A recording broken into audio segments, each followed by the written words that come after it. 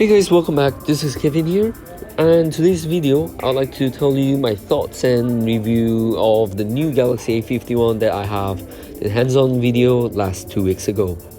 First of all, the phone that I have used in today's video is Galaxy A51 Prism Blue color, and as I just mentioned, you can check my hands-on review to see another color of Galaxy A51. Before the review, I'd like to tell you the brief specification of Galaxy A51, which is a mid-range budget phone that has 6.5-inch Full HD plus Super AMOLED punch-hole display. At the backside of Galaxy A51 has 48 megapixel main camera, 12 megapixel ultra-wide camera, 500 megapixel telephoto camera, and lastly 500 megapixel macro camera. At front, of course, it's a single 32 megapixel main camera.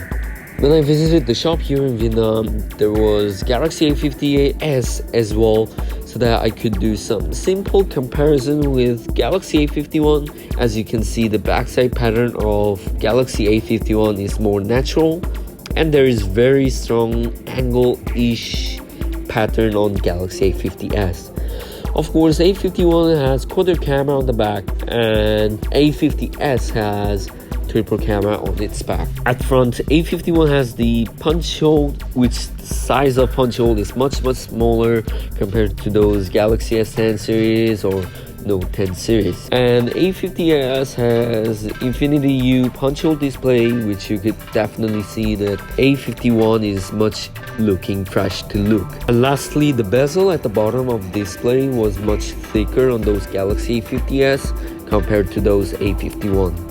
The first thing that I have tested once again was the macro lens of Galaxy A51, and as you can see the photo here, the image on the right was taken with Galaxy A50s 48 megapixel main camera, and the image on the left was taken with Galaxy A51 5 megapixel macro camera.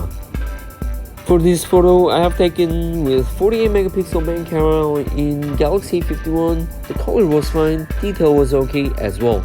For this photo, it was taken with 12 megapixel ultra-wide camera, and yeah, there's nothing really to discuss more about this. Lastly, this photo was taken with 5 megapixel telephoto camera with a bokeh effect of level 5.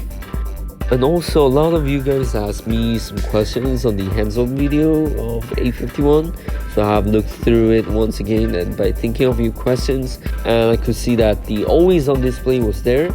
Nice shot mode camera, super slow motion, and hyperlapse camera was there as well.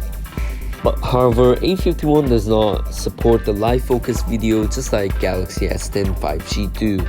You could change the display color like the iPhone's True Tone Color mode by clicking onto screen mode in your settings to vivid mode or to natural mode.